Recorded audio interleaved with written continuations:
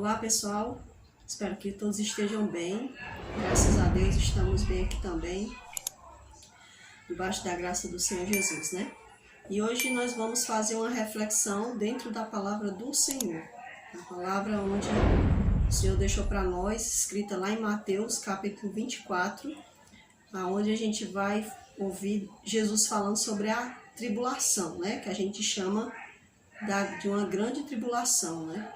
Então vamos aqui analisar essa passagem bíblica e fazer dentro dela uma reflexão para nós hoje. Então pessoal, a gente vai começar aqui, a versão que eu vou ler, né, é a King James atualizada, e eu gostaria de começar do versículo 1 até chegar no versículo que a gente vai verificar, que é o versículo 21, se eu não me engano. Vamos lá.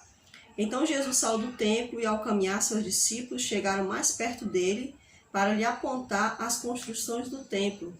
Ele, entretanto, lhes observou: estais vendo estas coisas, todas estas coisas? Com toda a certeza eu vos afirmo que não ficará aqui pedra sobre pedra, pois que serão todas derrubadas. O princípio das dores.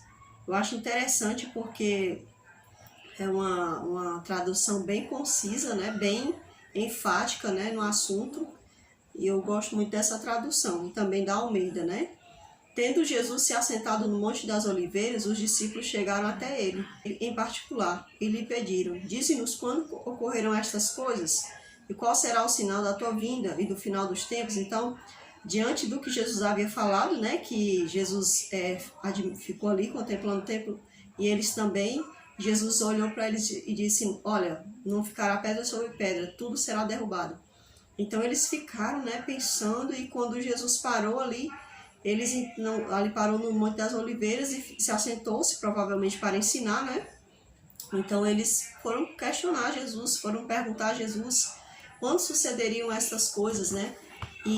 Então quais seriam os sinais da volta dele, porque eles pensaram assim: se Jesus disse que ia morrer, olha, veja só, eles já sabiam que Jesus ia partir, porque eles falaram, né, qual será o sinal da tua vinda e do final dos tempos. Então, Jesus lhes revelou: cuidado, que ninguém vos seduza. E é muito interessante, porque na Almeida, né, vai dizer para nós: cuidado, que ninguém vos engane, né? E aqui diz: cuidado, que ninguém vos seduza. E isso é muito interessante, porque infelizmente hoje a sedução ela é muito grande, né, no mundo. E as pessoas, infelizmente, elas vão se deixando seduzir, né?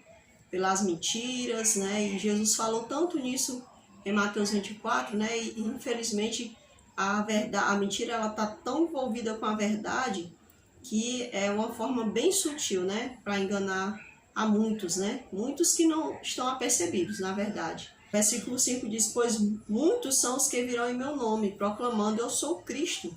E desencaminharão muitas pessoas. E vós ouvireis falar de guerras e rumores de guerras.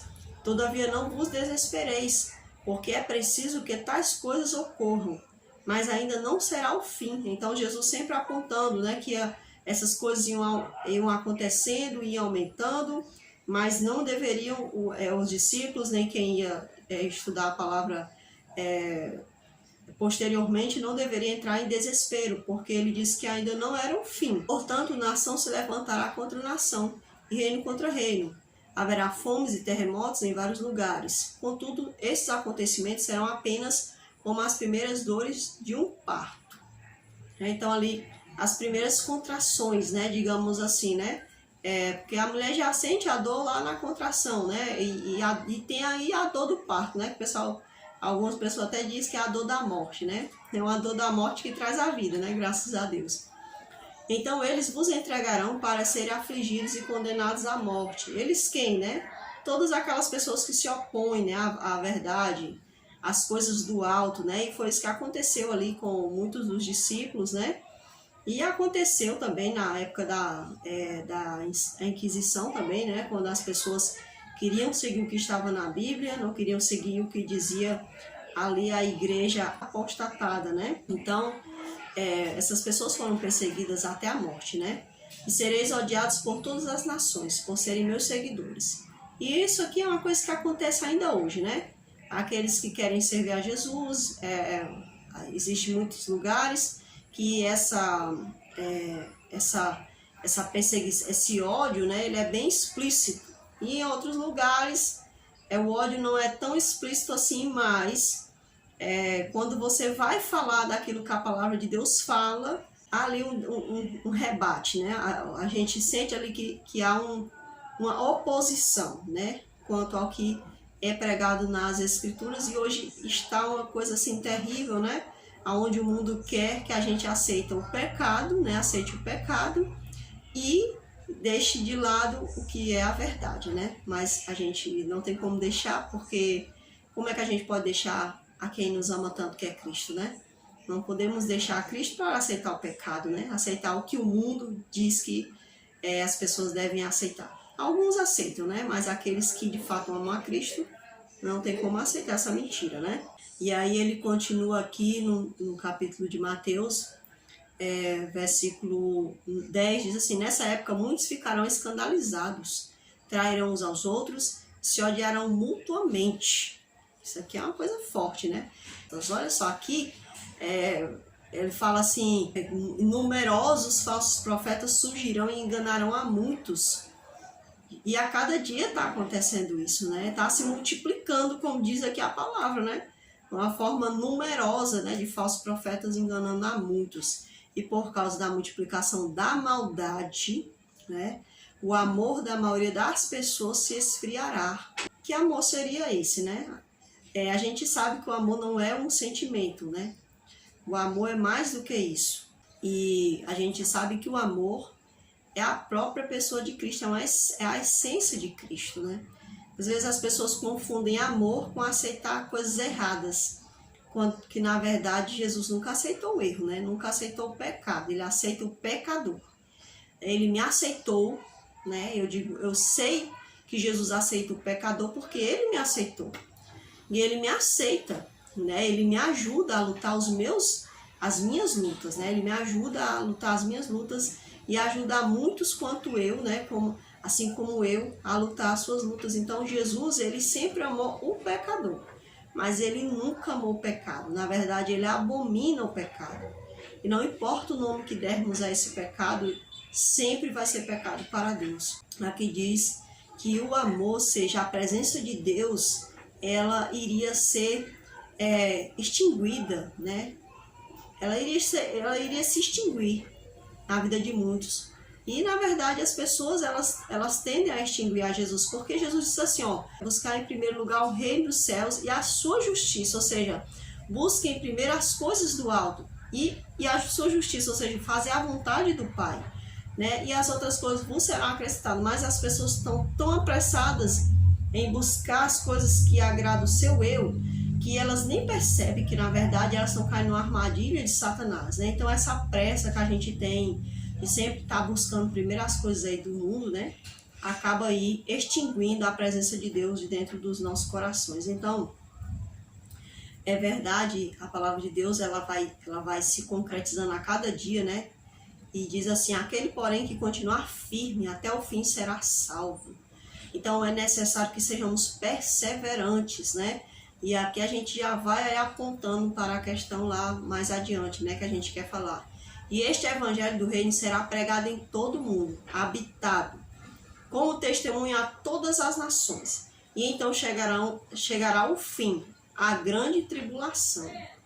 Veja, gente, olha, isso é muito interessante, porque diz assim: este evangelho do reino será pregado em todo o mundo habitado, ou seja, em todo lugar que tem gente, o Espírito Santo, ele vai falar a essas vidas. E ele também vai enviar pessoas se for necessário, porque eu sempre gosto de dizer isso: o Espírito Santo, por si só, ele já prega o evangelho, mas ele é tão maravilhoso que ele deu essa honra a nós, de também ajudarmos na pregação das boas novas. E diz aqui, né, que aonde estiver uma pessoa, ele vai lá pregar, porque foi isso que Jesus falou, que o Espírito Santo viria para convencer o mundo a respeito do pecado, da justiça e do juízo. Então, esse feito é totalmente do Espírito Santo, o feito de pregar o evangelho. Ele não é um feito nosso, ele é um feito do Espírito Santo, porque ele é que vem convencer o mundo do pecado, né, da justiça e do juízo. Então, é algo próprio dele. Então, diz assim, é como testemunho. Então, o evangelho ele vai ser pregado, ou seja, a vida de Cristo será levada como testemunho a todas as pessoas, né? E então chegará ao fim. E aqui essa é a grande tribulação, né? Como tem aqui acrescentado, né? Em algumas passagens não está assim, mas essa passagem ela está assim, né? E então chegará ao fim. Então, pessoal, certa vez alguém falou que o evangelho ele já foi pregado. E é verdade. Porque a partir do momento em que o evangelho ele foi expandido, você vê que os discípulos, eles se espalharam, né? O próprio Paulo, que veio ali, né, posterior discípulos, ele também ele também espalhou as boas novas. E a gente sabe, pessoal, se a gente for procurar ali a história dos discípulos, dos apóstolos de Cristo, a gente vê eles morrendo em vários lugares diferentes, né? Então, a gente entende ali que através deles o testemunho de Jesus foi expandido. E é por isso que hoje nós temos o testemunho de Cristo. Porque esse testemunho foi expandido também a nós, né? E a partir daquele momento começa a tormenta, né? Começa a grande tribulação, essa grande tribulação, né? Que às vezes a gente até vai... a gente vai se aprofundar mais. E assim demais, versículo 15. E assim, quando virdes a profanação horrível da qual falou o profeta Daniel no lugar santo, então os que estiverem na Judéia fujam para os montes. Quem estiver sobre o telhado de sua casa não desça para retirar dela coisa alguma. E aquele que estiver no campo não volte para pegar sua túnica. Serão dias terríveis para as mulheres grávidas e para as que estiverem amamentando. E orai para que a vossa fuga não ocorra durante o inverno nem no sábado. Então a gente sabe aqui que Jesus estava se referindo praticamente nessa passagem ali à destruição de Jerusalém, onde Jesus falou, né, que Jerusalém ela iria ser destruída quando a profanação horrível, ou seja, Daniel já havia profetizado também, né, que ia haver uma profanação. Que profanação foi essa? Foi quando Roma entrou ali, né, em Jerusalém, colocou ali, né, os seus deuses no próprio templo, né? Então a gente percebe, pessoal, que há essa profanação das coisas do alto, das coisas de Deus, né? Então Roma, ela decide então acabar com toda a adoração em relação a Deus, né? Em relação ao Deus único. E aí então ocorre também, né, pessoal, a destruição de Jerusalém. E nós sabemos que Jesus falou, né, que deveriam se orar para que quando esses dias chegassem, não se ocorresse nem no inverno nem no sábado, né? E que as mulheres grávidas também se apercebessem, né? Porque no inverno todo mundo sabe a situação, né? E no sábado porque era um dia em que os judeus ficavam ali fazendo a prática do seu descanso, que é o que nós também fazemos, né? É um ato de dedicar-se totalmente a Deus nesse dia. Porque haverá nessa época grande tribulação como jamais aconteceu, desde o início do mundo. Aqui é o versículo 21, nosso foco, né? Desde o início do mundo até agora, nem nunca mais haverá. Vamos parar aqui no versículo 21. Porquanto haverá nessa época grande tribulação como jamais aconteceu desde o início do mundo. Até agora, nem nunca mais haverá. Então, pessoal, a gente entende que quando Jesus chega nessa parte do versículo 21, nós entendemos, né, que as traduções elas sempre ficam iguais, ou seja, em que sentido? Que essa tribulação que Jesus estava falando não estava se referindo a de Jerusalém, né? Ou seja, o versículo 20 para lá era Jerusalém, versículo 21, a gente já entende que é uma tribulação dos finais dos tempos. Por quê? Porque Jesus deixou bem claro, olha, porquanto haverá nessa época grande tribulação como jamais aconteceu. Então, já havia acontecido outras tribulações. Então, é uma coisa que jamais aconteceu, desde o início do mundo, e até agora nem nunca mais haverá. Ou seja, vai ser uma coisa única.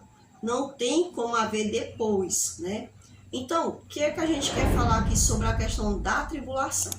Quando a gente fala nessa passagem de tribulação, a gente sempre leva mais para o termo de perseguição, da questão de fugir mesmo, né? Fugir, ou então ser levado, ser encarcerado. Mas a tribulação, pessoal, a gente já pode entender que nós já nos encontramos dentro dela. Por que que eu digo isso? Bem, muitas pessoas podem até discordar e cada um tem seu direito, né, de discordar. Mas eu acredito que nós já estamos dentro da tribulação.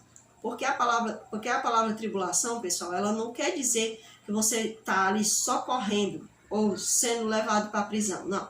Mas a tribulação, pessoal, ela vai vir de várias formas. Ela ocorre praticamente, não somente na questão de fuga, né? Mas ela vai ser uma questão dentro da sua própria mente, uma luta, né? Uma luta constante. E é o que nós estamos passando hoje, pessoal. Quando a besta ela começa a se manifestar, aí já começa a grande tribulação. Por quê? Porque o Filho de Deus, ele vai passar por situações difíceis, né? São tomadas de decisões. E essas tomadas de decisões, elas vão causar uma tribulação na mente deles. E na vida deles também, né? Não é só na mente, mas na vida também. E também vai ocorrer, sim, poderá ocorrer, sim, a questão da fuga, a questão da prisão ou até mesmo a questão da morte. Então, o que eu quero enfatizar aqui é que tribulação não se refere somente à questão de perseguição, da pessoa sair num ato desesperado e correr, uma fuga, né?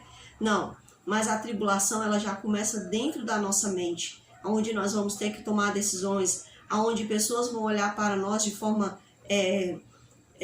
digamos assim, com ódio, né? Ou até mesmo com preconceito, e nós vamos ter que lidar com aquilo, ter que lidar com a rejeição. Assim como os discípulos no passado tiveram que lidar com a rejeição, não vai ser diferente nos tempos de hoje, pessoal. Então, por isso nós já nos encontramos dentro da grande tribulação. Mas ela vai ter, assim, digamos que é uma sucessão de fatores, né? Uma sucessão de dores, né? Podemos até deixar essa palavra, uma sucessão de dores, né?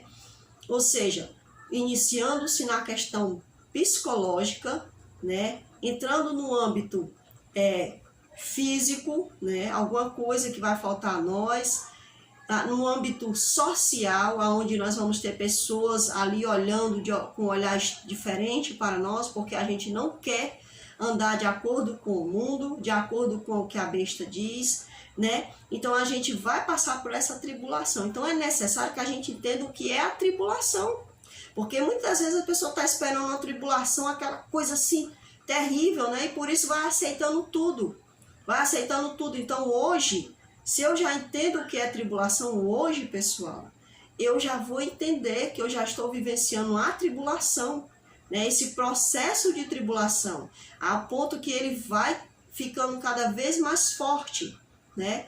A ponto até mesmo de ter que lidar com a minha própria vida, né? Com a vida ou a morte. A palavra tribulação, olha, eu procurei aqui a etimologia dela, né? Que diz assim, que significa aflição, angústia, preocupação, significa oprimir, afligir, originalmente apertar, comprimir. Então, isso é bastante interessante, pessoal, por quê? Porque hoje muitas pessoas já estão se encontrando em aflição, né? Se a besta ela já está começando a colocar os seus ditames no mundo. Nós já estamos passando pelo selamento dela, pela marca dela, né? Ela já está começando a perceber quem vai ficar maleável às suas seduções e quem não vai.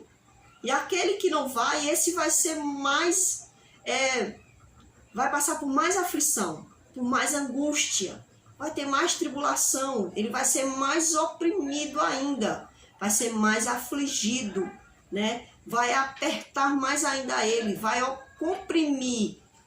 Veja só. Então Deus vai nos permitir a tribulação, por quê? Por que Deus vai permitir a tribulação sobre o seu povo? E o que eu achei interessante foi isso daqui, olha. Porque tribulum, né? É uma vara, né? Essa palavra tribulum é uma vara para moer grão. Olha só. Derivado de tereré, que significa esfregar. E todos nós sabemos que nós como os cristãos, nós temos que ser como um grão de trigo. Se em nós for encontrado um grão de joio, pessoal, então não tem como a gente resistir à tribulação, porque o joio ele vai ser dado à besta, né? Não é que Deus vai dar o joio à besta. Não, eu estou dizendo que o joio vai dar seu coração à besta mesmo. Porque o joio ele só tem a aparência de trigo, mas ele não tem grão. É uma casquinha seca, ele não se encheu do Espírito Santo. Então, pessoal, é necessário que entendamos o que quer dizer a tribulação, para que nós entendamos o que Cristo quer com a tribulação. O que é que ele vai conseguir com a tribulação? A tribulação ela vai mostrar quem realmente é trigo e quem realmente é joio. Mas não vai mostrar para mim e para você. Porque mesmo com a tribulação, eu não vou poder saber se você é o joio, nem você vai saber se eu vou ser um trigo. Não, mas Jesus vai saber quem é o joio e quem é o trigo. E veja que até mesmo o inimigo vai saber quem é o joio. Sabe por quê? Porque o diabo, toda a sedução que fizer a essa pessoa, ao joio, ele vai se deixar levar. Isso é que é triste, isso é que é preocupante. Mas eu tenho que me preocupar se eu não estou sendo joio, se eu não estou me deixando levar, né, pela sedução da besta. Tudo que a besta disser, eu aceito, eu baixo a minha cabeça. Porque, gente, a gente tem que entender que a gente não está lutando contra os governantes desse mundo, mas a palavra de Deus deixa bem claro que é contra as potestades do mal. Então, muitas das vezes a gente não entende que por trás de alguns governantes desse mundo existe um poder maligno regindo, né? Porque Satanás, na verdade, ele precisa de homens para servir a ele, né? Então, é necessário que nós deixemos nas mãos do Senhor, para que ao passarmos esta tribulação que já está iniciada, pessoal, meus irmãos, que nós possamos ser encontrados como um grão de trigo, né? Quando o Senhor ele passar-nos no trigo nu, né? Nessa vara que serve para moer o grão, que nós possamos ser encontrados grãos cheios do fruto do Espírito Santo, porque sem eles, sem os frutos do Espírito Santo, nós não vamos conseguir vencer a tribulação e vamos ser encontrados como joio, selados não pelo selo do Espírito Santo, mas pelo selo da marca da besta, né? O selo que vai dar tudo o que as pessoas querem nessa vida, mas que não vai dar a vida eterna. Então eu espero que nós possamos crescer com essa reflexão sobre Mateus 24, verso 21, que fala da grande tribulação, a última tribulação que não haverá nunca jamais. Que o Senhor Jesus possa ganhar nossas almas, né? Que nós possamos ser trigos cheios do fruto do Espírito Santo. Que Deus abençoe a mim e abençoe a você.